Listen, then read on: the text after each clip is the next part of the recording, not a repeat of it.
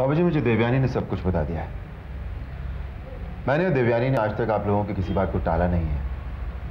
आप लोगों ने जो सोचा है वो ठीक ही सोचा होगा। बेटे, ये मेरे अकेले का फैसला नहीं है। सबसे पहले दादी माँ ने ही बात छेड़ी थी। बाबूजी, किसी भी लड़की के माँ बाप की सबसे बड़ी ख्वाहिश ये होती है कि उनकी लड़की को एक अच्छा पति मिल जाए और वो जिंदगी भर खुश रह सके। आप लोगों को लगता है कि राज के साथ अगर सिमरन खुश रह सकती है तो इट्स फाइन, मुझे कोई एतराज नहीं। बेटे, राज इतने दिनों से हमारे साथ यहाँ रह रहा है। हम सब लोग उसे बहुत अच्छी तरीके से जानते हैं। मेरे हिसाब से सिमरन का हाथ फौरन राज के हाथ में रख देना चाहिए। हाँ बाबूजी, लेकिन हम राज की हरकतों से भी तो वाकिफ है ना। ऐसी बात नहीं है कि हम आंख बंद करके हमारी लड़की का हाथ उसके हाथ में दे दें। देवयानी ठीक कह रही है। हो सकता है राज ऊपर से शराफत दिखा रहा है और अंदर से कोई और ही गुल खिला रहा होगा। आप लोगों की परेशानी मैं समझता हूं। देखिए, दादी माँ ने सिमरन के साथ मेरी शादी करने का जो इरादा किया है, मुझे इस बात की खुशी है। और साथ साथ इस बात का दुख भी है कि आप लोगों को ये रिश्ता मंजूर नहीं है। आप लोगों को मेरे कैरेक्टर पर शक है। मैं जबरदस्ती ये शादी नहीं करना चाहता। सिमरन के लिए अच्छे से अच्छे लड़के मिल जाएंगे। आप लोगों के दिलों को दुखाकर मैं अपनी झोली को खुशियों से नहीं भरना चाहता। इस घर के लिए, सिमरन के लिए मुझसे जो कुछ हो सकेगा वो मैं करूंगा। आप लोग सिमरन के लिए एक अच्छा सा लड़का तलाश कर लीजिए। रुको राज, रुको। किसी और को ये रिश्ता मंजूर हो या ना हो, लेकिन मुझे ये रिश्ता मंजूर है। मैं लड़की का बाप हूं और लड़की की खुशी के बारे में सोचने का अधिकार सबसे ज्यादा मुझे है। बाबूजी, आप शादी की तैयारी कीजिए।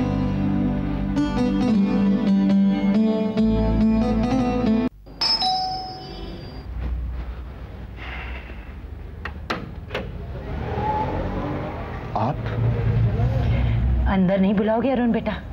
यहीं खड़े खड़े बातें करोगे? नहीं नहीं, प्लीज आइए आइए। मेरी समझ में नहीं आता कि मैं तुम्हारा शुक्रिया कैसे अदा करूं। तुमने बेटा वो काम किया है जो दुनिया का कोई भी पति नहीं कर सकता। भगवान ने तुम्हें बहुत बड़ा दिल दिया है। आज तक तुमने मुझे बहुत कुछ सुनाया, पर जरूर गलती मेरी होगी, वरना तुम जैसा आदमी वो बातें कर ही नहीं सकता। लेकिन आप ये सब मुझसे क्यों कह रही हैं? मेरी समझ में नहीं आ रहा। देवयानी ने मुझे सब कुछ बताया बेटा। क्या बताया देवयानी ने? यही कि तुमसे शादी करने से पहले वो किसी और से प्यार करती थी, बल्कि उन दोनों ने शादी की थी। ये बात तुम्हें मालूम है? देखिए, मैं उस बात को भूल चुका हूं। मैंने देवयानी से भी कहा कि वो भी इस बात को भूल जाए, और आपसे भी कहता हूं कि आप भी इस बात को भूल जाइए। लेकिन बेटा, बस बाजी, कुछ मत कहिए प्लीज। ठीक है, कुछ नहीं कहती, बस सिर्फ इतना कहना चाहती हूं, जिस तरह तुमने देवयानी को माफ किया, उसी तरह मुझे भी माफ कर दो। माँ जी।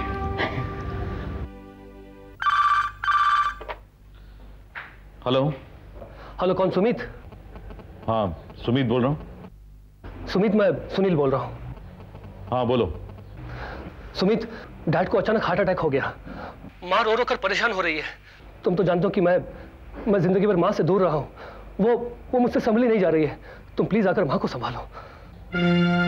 ये अचानक तुम्हें माँ का ख्याल कहाँ से आ गया? देखो सुमित, इस वक्त गिले शिकवे लेकर बैठने का वक्त नहीं है। तुम प्लीज आकर माँ को यहाँ संभालो। वो हॉस्पिटल में तुम लोगों के लिए बेताबी से इंतजार कर रही है।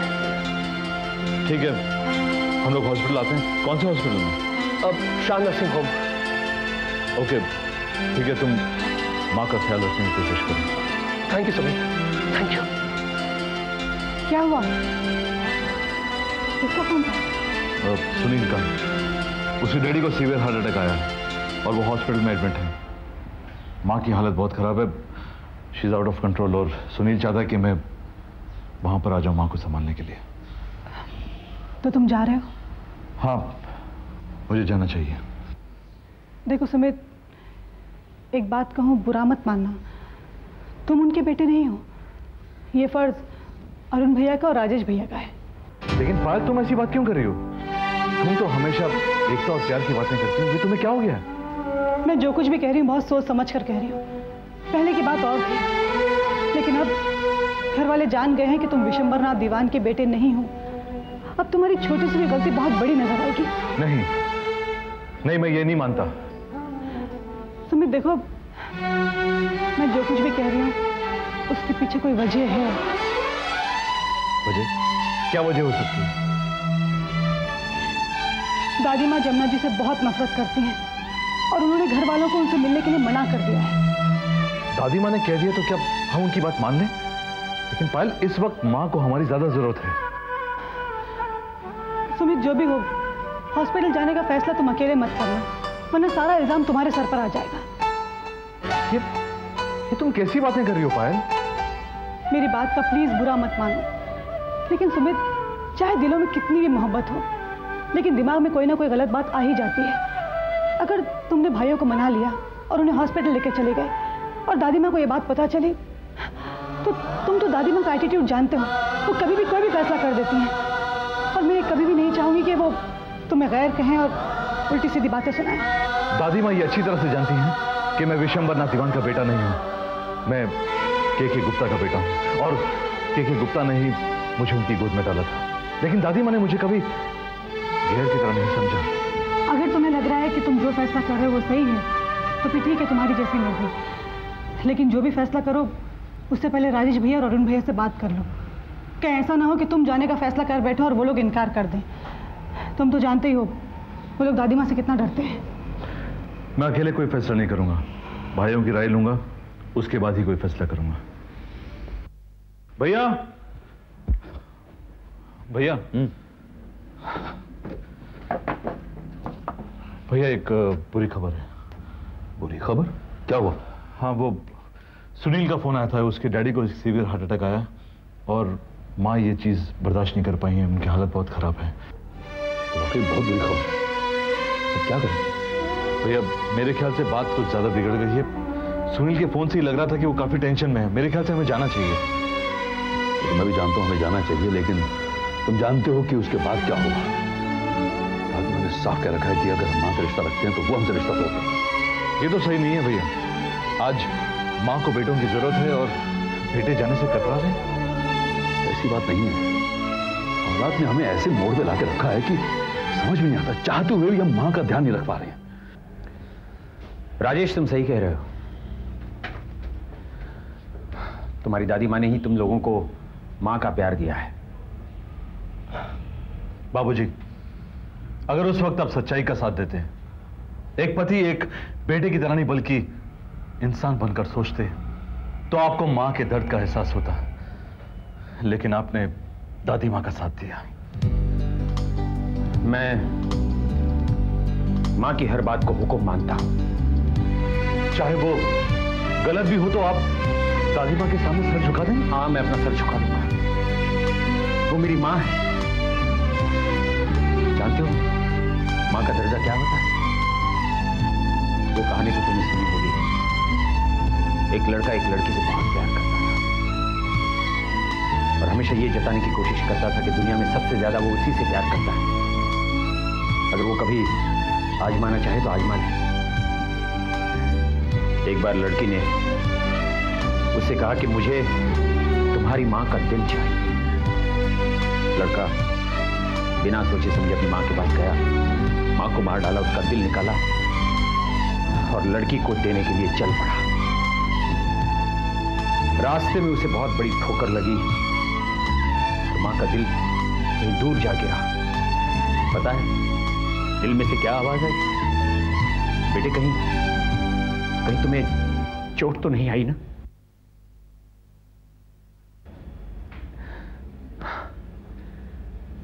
ये होती है मां। बाबूजी, अगर यही कहानी मैं आपको सुनाऊं तो जिस तरह दादी मां आपकी मां है, वो भी तो हमारी मां है। बाबूजी, आपकी कहानी सुनकर तो मुझे लगता है कि जब आप अपनी मां के बारे में ऐसा सोच रहे हैं तो हमें भी अपनी मां के बारे में सोचने का पूरा अधिकार है। पर मैं आपका दिल और दादी मां का दिल नहीं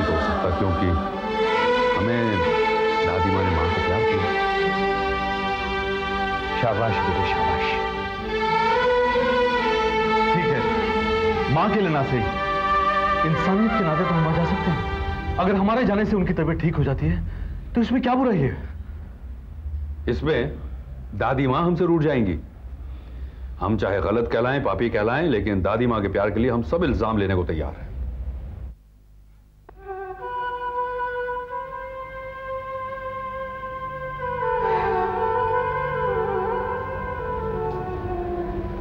बहुत परेशान हो ना मुन्ना? नहीं मां, मैं क्यों परेशान होने लगा? मुझे क्या परेशानी हो सकती है? मैंने तुम लोगों की बातें सुन ली है। मुझे पता चल चुका है कि जमुना की तबीयत बहुत खराब है। उसे तुम लोगों की जरूरत है। नहीं मां, लेकिन हम मिलने नहीं जाएंगे। क्या रिश्ता है उसका और हमारा? जब से तुमने कहा है, मैंने तय कर लिया है कि मैं जमुना को हमेशा हमेशा के लिए भूल जाऊंगा मां। यहां तक कि मैं ये समझूंगा कि जमुना हमेशा के लिए मर चुकी है। नहीं बेटे, ऐसा नहीं कहते। आखिर वो तुम्हारी पत्नी है। मां, ये तुम कह रही हो? तुमने तो मुझे कहा था कि जमुना को हमेशा के लिए भूल जाऊं, और अब तुम उसकी तरफदारी कर रही हो। हाँ बेटे, तुम लोगों की बातें सुनकर मैंने काफी सोचा और इस नतीजे पर पहुंची हूं कि मेरी खुशी के लिए तुम लोग अपनी खुशियां कुर्बान कर रहे हो। तुम लोग मेरे बारे में सोच रहे हो और मैं अपनी जिद पूरी करने के लिए तुम लोगों को दुख दे रही हूं।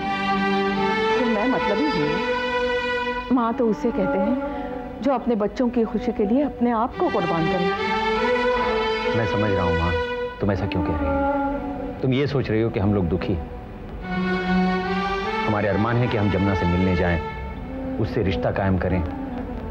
नहीं माँ, तुम गलत सोच रही हो। हम जमुना को भूल चुके। पर मैं नहीं भूली। मतलब? तेरी शादी से लेकर जमुना के घर छोड़ जाने तक मैंने हर पल को याद किया और इस नतीजे पर पहुंची हूं कि उसने तुम्हारी और मेरी जितनी सेवा की है उसके मुकाबले में उसकी गलतियां बहुत कम है। मैंने ये भी महसूस किया कि मैं उसके बारे में गलत सोच रही थी। दीवान परिवार की बहू इतना गलत कदम नहीं उठा सकती। तुम सच कह रही हो माँ। तुम्हारे दिल में जमुना के लिए जो नफरत थी वो अब निकल चुकी है। हाँ बेटे, बल्कि मुझे लगने लगा है कि हमने उस पर जुल्म किए। बहू घर की लक्ष्मी होती है। हमने लक्ष्मी का अपमान किया है। हमें अपनी गलती सुधारनी चाहिए। वो कैसे माँ? क्या ऐसा नहीं हो सकता कि जमुना वापस इस घर में आए? ये नामुमकिन है माँ। अब तो उसका खुद का परिवार है। लेकिन आज भी उसकी आंखों में तेरे लिए मेरे लिए वही इज्जत है, वरना वो उस दिन इस तरह नहीं आती। क्या अब भी कुछ नहीं हो सकता? कैसी बच्चों जैसी बातें कर रही हो माँ। हाँ, इतना हो सकता है कि वो इस घर में आया जाया करे और अपने बेटों को माँ का प्यार दे, बस इतना हो सकता है। इससे ज्यादा हम रिश्ता नहीं रख सकते। तो एक बार उसे कह के तो देख ले कि मैं उसे वापस बुलाना चाहती हूँ। ये कहना भी बेवकूफी होगी माँ, लेकिन ठीक है, तुम कह रही हो तो मैं पूछूंगा उससे।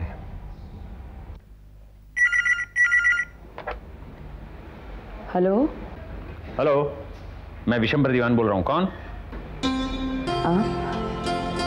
जमुना, तुम्हारे लिए एक खुशी की खबर है। माँ ने तुम्हें माफ कर दिया। विशंबर? माँ वो मैं जानती हूँ तू जमुना से बात कर रही है। ना, मैं बात करती हूँ। हेलो जमुना। नमस्ते माँ जी। कैसी हो बेटी?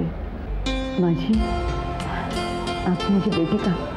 हाँ बेटा, मैंने तुझ पर बहुत जुल्म किया, बहुत ज्यादतियाँ की, पर तू सब कुछ सहती रही। मुझे अपनी गलतियों का एहसास है बेटा। नहीं माँ जी, ऐसी कोई बात नहीं है। मेरे दिल में आपके लिए ऐसी कोई बात नहीं है। मैं आज भी आपको अपनी माँ समझती हूँ और आपके लिए मेरे दिल में उतना ही प्यार, उतनी ही इज्जत है। ये तो तेरा बड़प्पन है बेटी। इतना सब कुछ होते हुए भी तेरे दिल में मेरे लिए नफरत के बजाय प्यार ही है। और आखिरी सांस तक रहेगा माँ जी। आखिरी सांस लेने का वक्त तो मेरा है बेटी। मैं कुछ कहना चाहती हूँ, अगर तू मान ले तो। माँ जी, मैंने आज तक आपकी किसी बात पर नहीं ठुकराया, फिर आज कैसे ठुकराऊंगी? कहिए ना। बेटी, सारी गलतफहमियां अब दूर हो गई हैं। इस घर के दरवाजे हमेशा हमेशा तेरे लिए खुले हैं। तू जब चाहे आ सकती है। माँ जी, आपका बहुत बहुत शुक्रिया, क्योंकि मुझे आपने माफ़ कर दिया और आप चाहती है कि मैं वापस लौटूं, मगर मैं वापस नहीं लौट सकती माँ जी। क्यों बेटे? माँ जी, मेरा अपना परिवार है, मेरे बच्चे हैं, दुनिया वाले क्या सोचेंगे? बेटी, दुनिया की परवाह करने वाला इंसान हमेशा गलत ही कदम उठाता है, जैसा मैंने किया। तू दुनिया की परवाह मत कर। माँ जी, मैं दुनिया की परवाह करना छोड़ दूंगी, बच्चों के बारे में भी नहीं सोचूंगी, लेकिन मेरे अंदर जो औरत है उसे मैं कैसे चुप कराऊंगी? माँ जी, मैं उसके आगे मजबूर हूँ। मुझे प्लीज फोर्स मत कीजिए माँ जी। कम से कम रिश्ता तो बनाए रख। माँ जी, मेरा रिश्ता आपके साथ हमेशा रहेगा। सास और बहू का रिश्ता माँ और बेटी जैसा होता है।